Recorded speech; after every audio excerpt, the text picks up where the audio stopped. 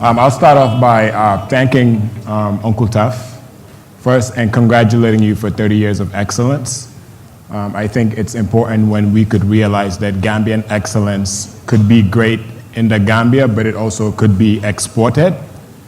I think Gambia as a company, as a country, we've done a tremendous job exporting our excellence. This room is full of Gambian sons and daughters who are excellent in their own right, that the world has benefited from. So I just wanted to start there as well. So thank you for the platform, Uncle Tuff. The subject matter is about creativity. I believe that creativity is God's gift to mankind. I believe there's God in us all.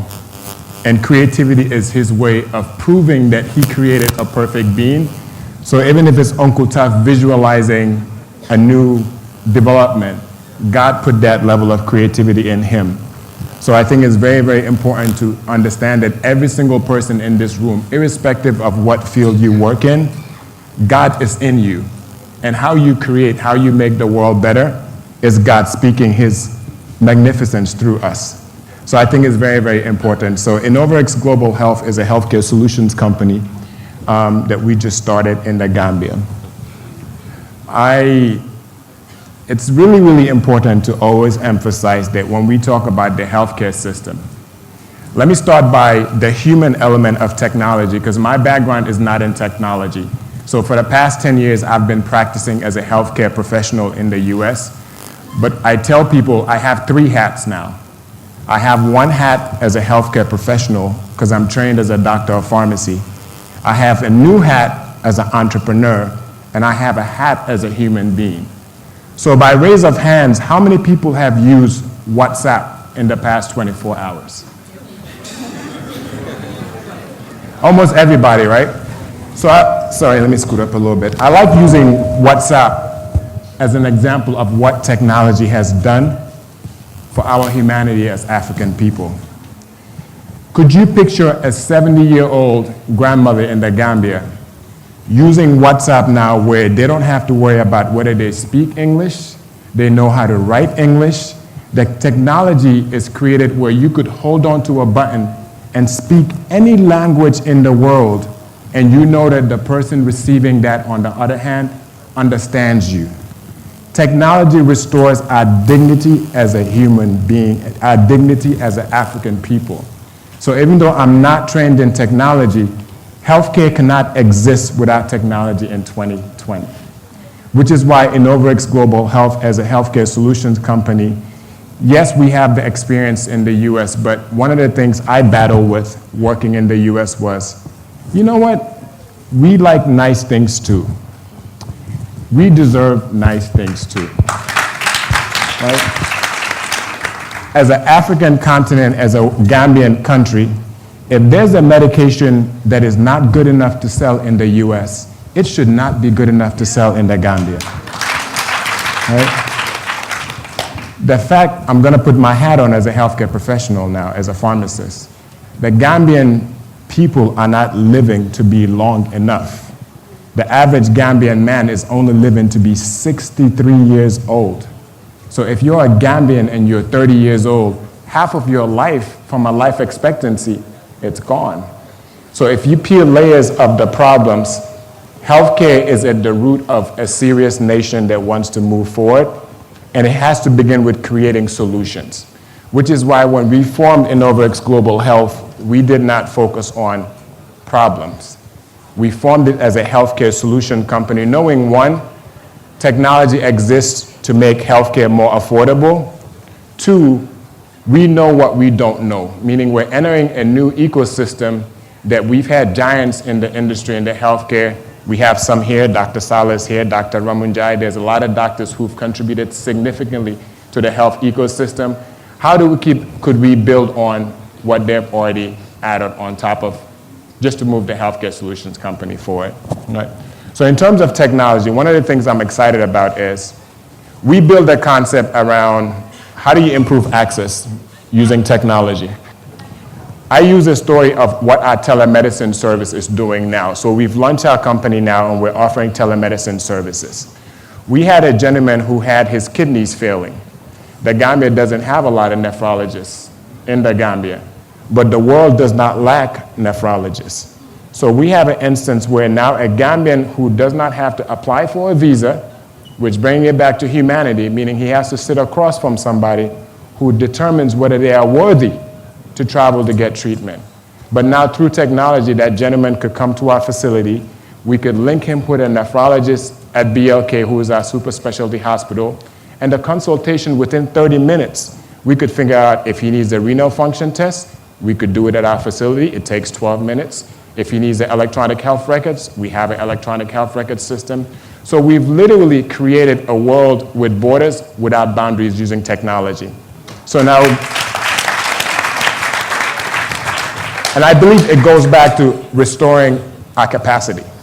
It goes back to giving people the healthcare that we deserve. So telemedicine is one of those services that we're offering.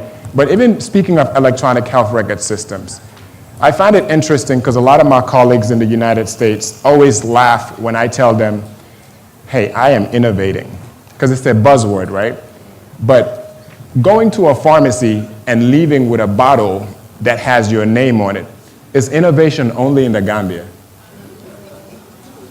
They are not impressed when I tell them that, but it's important, because now systems are in place where I believe we have the technology and we're engaging all stakeholders to link the entire Gambia under one electronic health record system.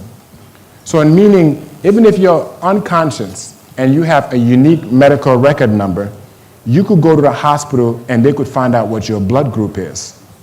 You could go to Serekunda Hospital and get a hemoglobin test, and I am at home, pull out my cell phone, and I could see what your result is. So if a doctor has to consult, you are just closing the gap. That's what technology can do, and that's the technology that we have readily available to make the Gambia a better health ecosystem. We know access is always a problem. We launched a service called Wellness on Wheels. Wow. It's designed, it's near and dear to my heart, because most of the times when you look at our community, most of the elderly people have ailments. Most of the elderly people have mobility issues. Our version of what taking care of our elders is literally they're at home. So if they have issues, how could we create a health system where now healthcare is brought to them? Meaning grandmother could be on her bedside, she's diabetic, she needs her blood glucose monitored. It's 2020, she should not get up, get ready, go to a hospital, buy a ticket, stand in line for 2 hours while fasting just to check her blood glucose level. She should be able to wake up, be bedside, and our company come to her using electronic health record systems, check her blood glucose, and even if her doctor is in Japan, the doctor should know that, hey, grandmother is doing okay today. That's the health ecosystem that we believe we can create, and it's moved from being an idea stage to now we're actually implementing it, and it gives me hope, knowing that these services are in place, which is why one of the first things that we did as a company is find out, we try to reach out to almost every single healthcare provider in the Gambia, and we still have a lot to do. Because part of being an entrepreneur, let me put my entrepreneur hat on, startups is tricky. Technology is tricky. Being an entrepreneur, most entrepreneurs fail. Most businesses fail. Which is why when we celebrate TAF at 30 years, TAF is a unicorn in the entrepreneur space. Most businesses don't last that long. But I think part of it too is my mother, who's my entrepreneur role model, and my sister as well too. She always tells me this wall of proverb. Right? I like extending that as a collective nation. Right?